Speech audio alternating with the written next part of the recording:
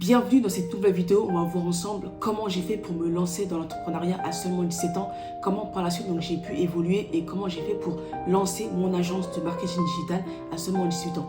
Donc dans cette vidéo, le but c'est vraiment de vous partager mon parcours, de vous partager qui je suis, de comment j'ai fait pour évoluer dans l'entrepreneuriat, dans le monde du business et comment j'étais tout simplement auparavant. Je vais vraiment prendre le temps de vous détailler et de vous expliquer qui j'étais avant mes 17 ans, qu'est-ce qui s'est passé et qu'est-ce qui s'est passé aussi entre mes 17 ans, donc en tout cas jusqu'à mes 17 ans, jusqu'à là actuellement, 22 ans. Donc je te dis à tout de suite sur mon écran. Alors, qui je suis et qu'est-ce qui s'est passé auparavant, avant mes 17 ans?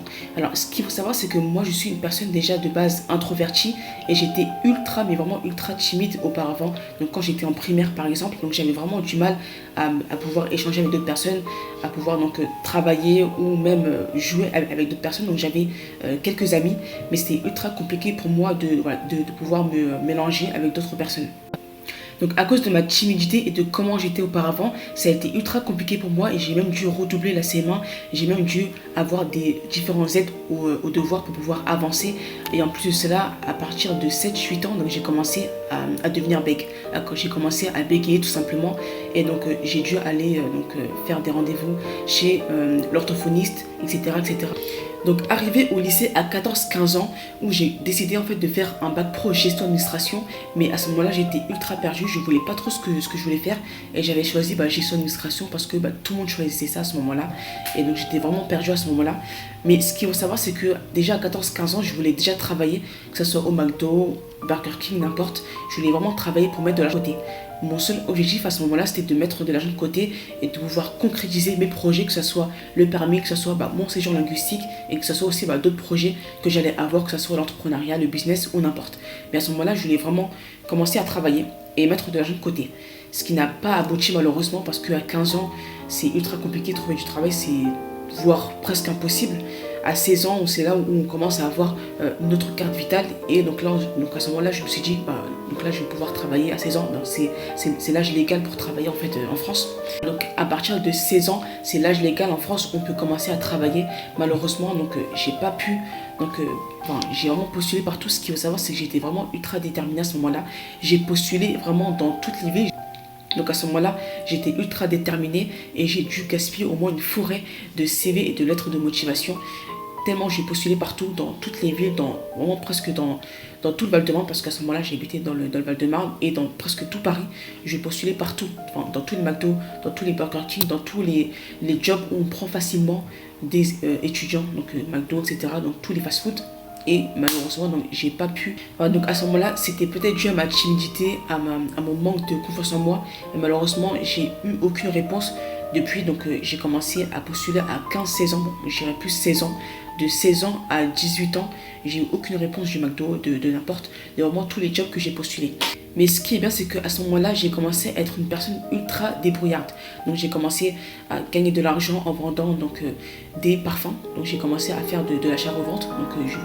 Ce qui est bien, c'est que il y avait un magasin qui vendait des parfums ultra pas chers. Et donc ce que je faisais, c'est que j'achetais beaucoup de parfums et je les revendais, par exemple, tout ce qui est le Bon etc. Donc c'est vraiment comme ça que j'ai commencé à faire. J'ai commencé aussi à aller vendre tout ce qui est vêtements dans les brocantes. Donc il y avait beaucoup de brocantes pas très loin de chez moi. Donc ça soit partout dans le Val-de-Marne. Donc j'ai commencé comme cela. Donc à ce moment-là, je faisais tout mon possible pour gagner un maximum d'argent, que ce soit avec la brocante, vente de parfums, aussi, ce qui est bien, c'est qu'à 14-15 ans aussi, donc comme j'expliquais, je commençais à vendre déjà des glaces. Donc je faisais tout mon possible et j'étais ultra débrouillarde pour vraiment gagner un maximum d'argent le plus vite possible. Mais aussi, j'ai commencé à développer aussi cette anxiété parce que donc moi je suis de base une personne très anxieuse, même là actuellement. Donc pourquoi déjà à ce moment-là j'étais anxieuse? C'est parce que je n'aimais pas du tout mes études et je ne savais pas du tout qu'est-ce que je voulais faire par la suite. Je ne savais pas du tout, j'étais totalement perdue. Donc aussi je me faisais accompagner aussi par les profs, par tout ce qui est orientation, etc. Donc ça m'a pas aidé, mais j'étais vraiment ultra perdue et j'étais ultra anxieuse à ce moment-là aussi. Qu'est-ce qui s'est passé à 17 ans? Toujours en recherche d'emploi. Et ce qui est bien, c'est que j'ai eu l'occasion, grâce à l'école, de pouvoir bénéficier d'un mois de stage en Irlande. Donc, ce qui m'a permis déjà d'améliorer mon anglais. Donc, moi qui voulais faire, par exemple, ce que j'avais expliqué, un séjour linguistique. Donc, ça m'a permis déjà d'améliorer mon anglais. Et en plus de là, d'avoir de l'expérience. Et en plus de cela, d'avoir de l'expérience à l'étranger. Et à ce moment-là, j'ai eu l'occasion de faire un tour sur Snapchat. Parce qu'à ce moment-là, j'avais Snapchat. Donc, un peu comme les jeunes. Donc à ce moment-là, quand j'étais en stage en Irlande, donc j'ai fait un tour sur les réseaux sociaux et j'ai eu l'occasion donc de voir en fait qu'il y avait une entreprise, une société qui recrutait et qui recrutait en fait des personnes à partir de 16 ans, à partir de 17, entre 16 et 18 ans. Donc je me suis dit pourquoi pas saisir l'opportunité et d'échanger avec. Donc je me suis rendue à ce rendez-vous qui était d'ailleurs pas à côté de chez moi, donc ça m'a mis un peu plus d'une heure. Donc moi qui habite dans le Val-de-Marne, donc dans 94, et donc le rendez-vous il était à Saint-Denis dans le 93, donc j'ai dû mettre 1h10. Et c'était un samedi matin, je pense que c'était à 10h, 11h le rendez-vous. Je me suis rendue au rendez-vous et c'était une présentation auquel donc on m'a parlé de liberté financière, donc d'intelligence financière, de business et d'entrepreneuriat. Et c'est vraiment à ce moment-là où j'ai vraiment connu l'entrepreneuriat, le monde du business et donc tout ce qui est donc relation à l'argent, parce que je connaissais pas du tout ça. Donc j'étais encore à l'école et on parlait donc à l'école on parle que de salariés, de salariat, de carrière, de job, etc. Donc on parle pas forcément de business. Donc ça m'a vraiment ouvert les yeux. Ouais, donc à ce moment-là, on m'avait proposé d'intégrer une société de marketing de réseau de MLM. Donc je pense que la plupart connaissent, donc c'est ultra connu. Et c'est comme ça que donc, la plupart des entrepreneurs ont commencé dans le business. Donc j'ai eu l'occasion d'échanger avec énormément d'entrepreneurs et même d'entrepreneurs ultra connus, là d'ailleurs sur les réseaux sociaux, sur YouTube ou Instagram ou n'importe. Et la plupart, en tout cas, beaucoup de personnes ont commencé via le MLM. Alors qu'est-ce que c'est que le MLM? C'est du marketing de réseau. Et donc en fait, on travaille pour une société. Donc la plupart, ce sont des sociétés américaines auxquelles vous collaborez avec eux, vous travaillez avec eux pour promouvoir donc, les offres, donc les services. Et par la suite donc de pouvoir parrainer et donc de toucher des revenus donc grâce au parrainage, grâce au recrutement et grâce au service. Ce qui était bien aussi avec la société, c'est qu'il y avait beaucoup d'événements qui se faisaient donc avec des gros entrepreneurs américains, que ce soit aussi pour des présentations, pour pouvoir en fait inviter des personnes qui pourraient être intéressées et donc leur présenter donc l'opportunité tout simplement. Donc voilà ce qu'il y avait en ce moment et vraiment à ce moment-là c'était vraiment la folie. Donc j'en parlais vraiment à tout le monde, j'étais vraiment convaincus qu'ils devraient tout simplement me rejoindre, qu'ils allaient devenir libres financièrement, qu'ils allaient pouvoir donc être riches tout simplement. C'est vraiment ce que je disais. Et vraiment à ce moment-là, c'était vraiment la folie. C'était clairement la folie. Voilà, donc à ce moment-là, j'avais une grosse flamme en moi donc, qui était là pour vraiment tout ce qui est détermination. J'étais ultra déterminée à ce moment-là. Et comme j'ai écrit ici, la lionne en moi se réveille. Voilà, donc comme j'expliquais auparavant, même si j'étais ultra introvertie, même si j'étais ultra timide, j'étais depuis très petite ultra déterminée et très ambitieuse.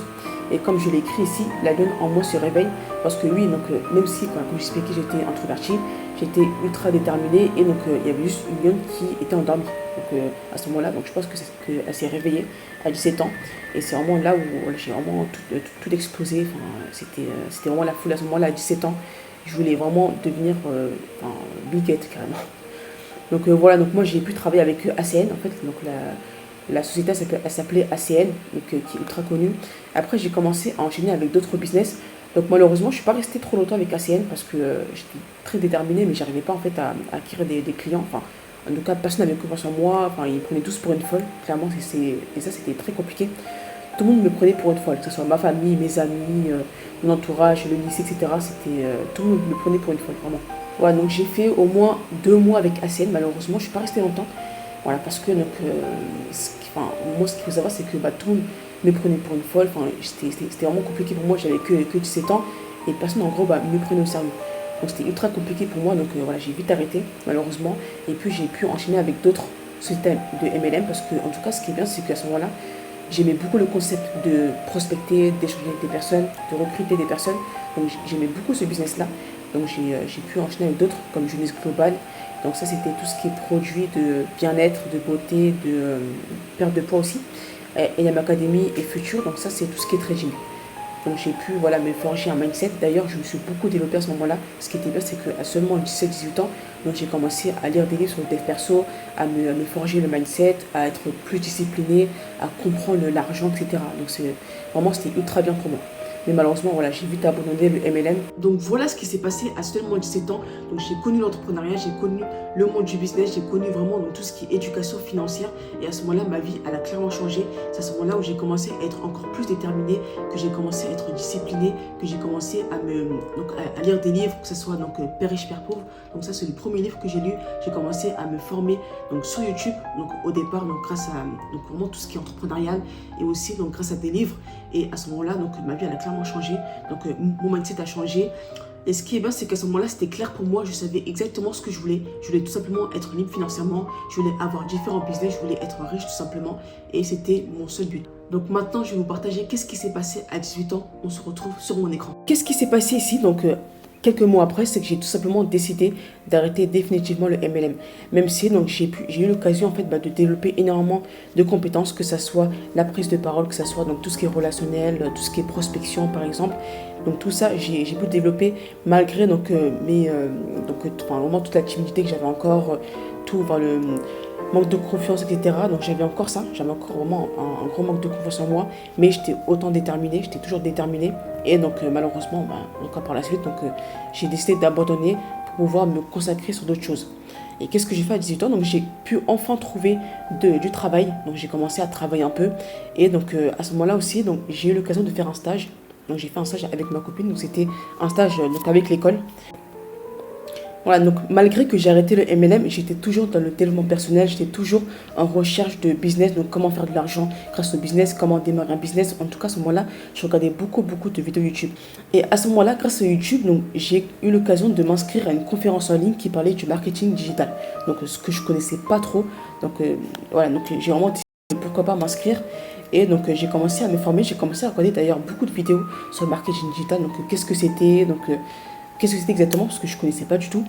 Et donc à ce moment-là, j'ai décidé aussi de créer ma micro-entreprise en stage. Donc durant le stage, j'ai créé ma micro-entreprise parce que je me suis dit que pourquoi pas me lancer dans le marketing digital, parce que j'ai commencé à regarder plein de vidéos, j'ai commencé à me former très rapidement.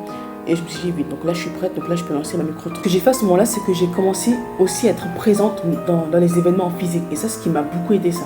À tout développer mon réseau directement quand je me suis lancée dans l'entrepreneuriat, en tout cas dans mon agence, et aussi à directement trouver des clients, parce que voilà, quand on débute, le plus important c'est de développer son réseau, et c'est surtout donc d'avoir rapidement des clients.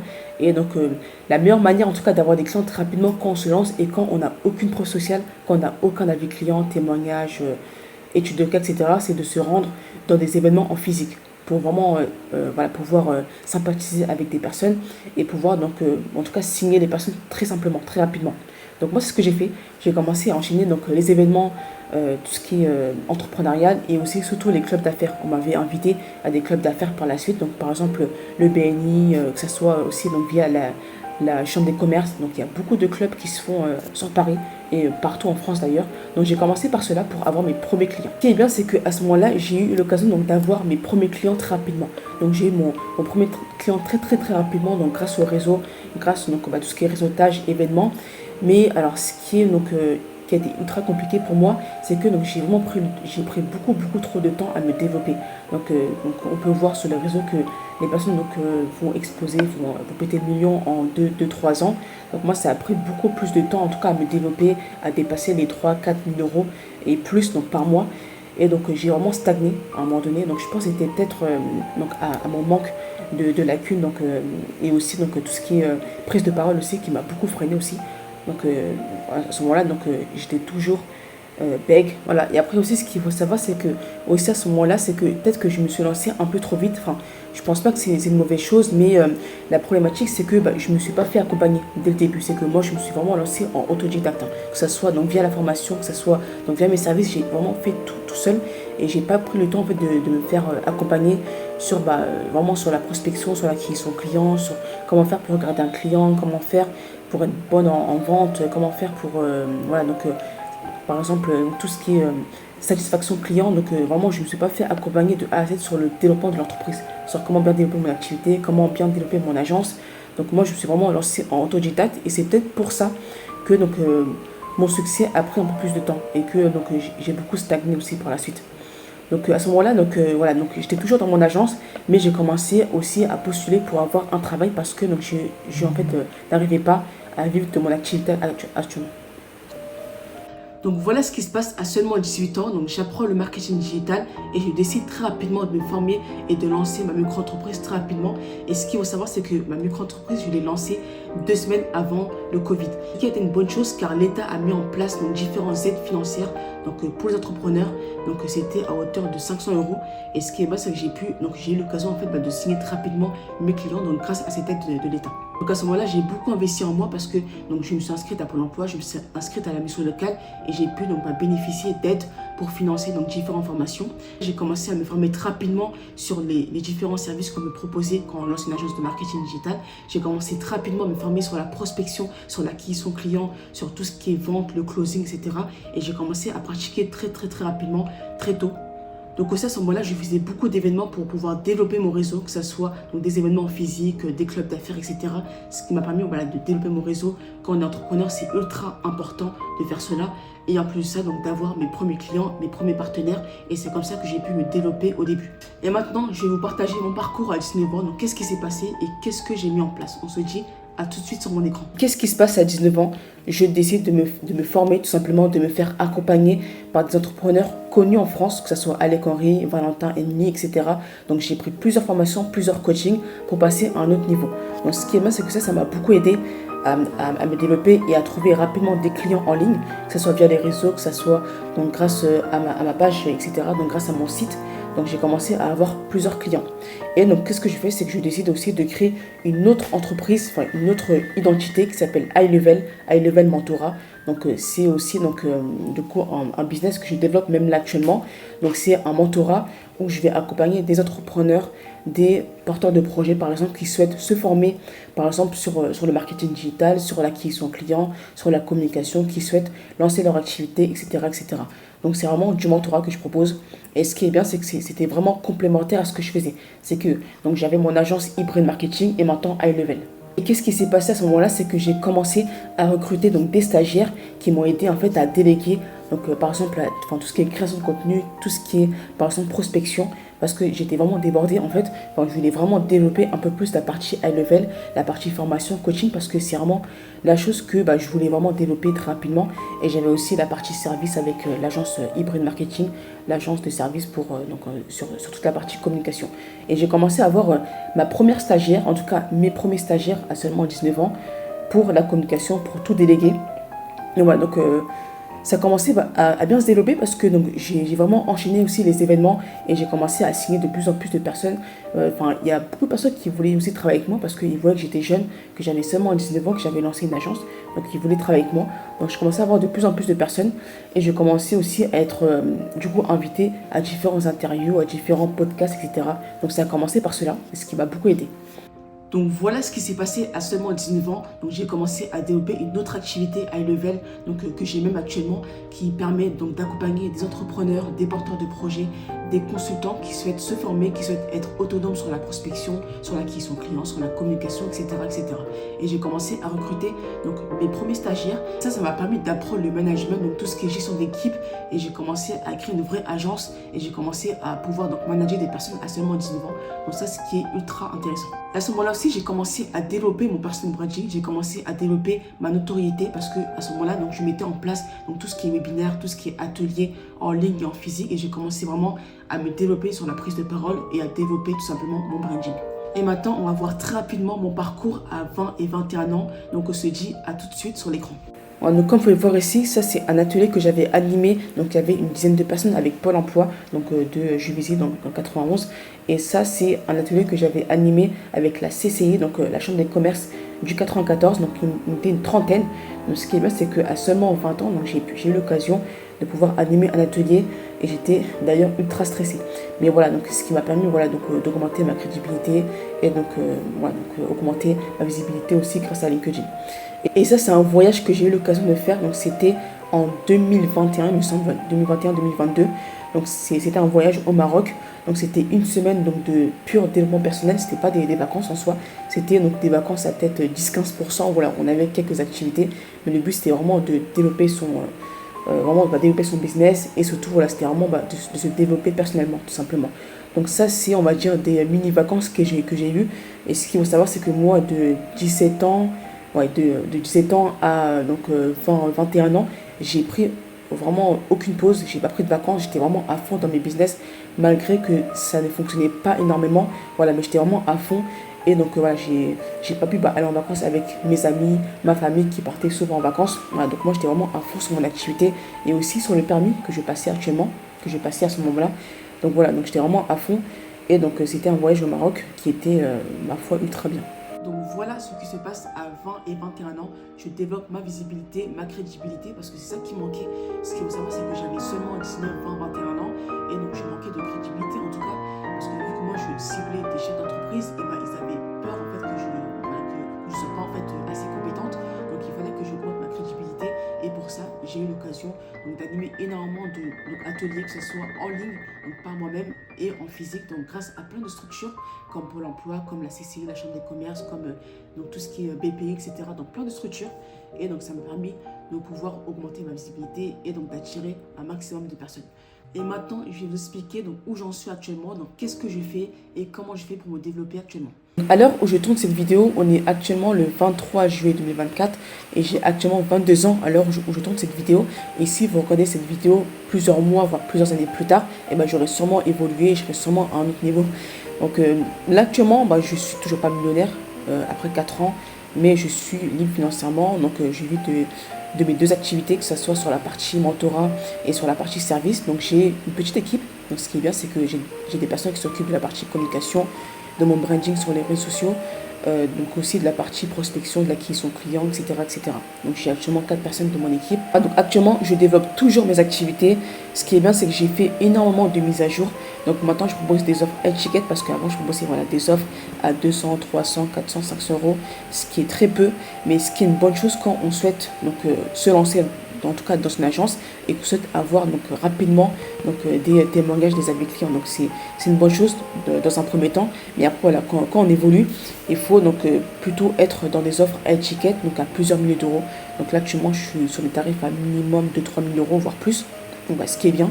Et actuellement j'ai la plupart de mon business qui est délégué, automatisé, donc délégué avec mon équipe et automatisé, donc grâce à des outils de l'IA, etc. Donc voilà où j'en suis actuellement. Donc j'espère atteindre en tout cas me développer encore. Nous sommes à la fin de cette vidéo. J'espère que cette vidéo vous a plu. J'espère que ce type de contenu vous a plu et j'espère surtout que je vous ai inspiré grâce à mon parcours. N'hésitez pas à me donner votre retour en commentaire. N'hésitez pas à liker, partager la vidéo et on se dit à très bientôt pour une nouvelle vidéo.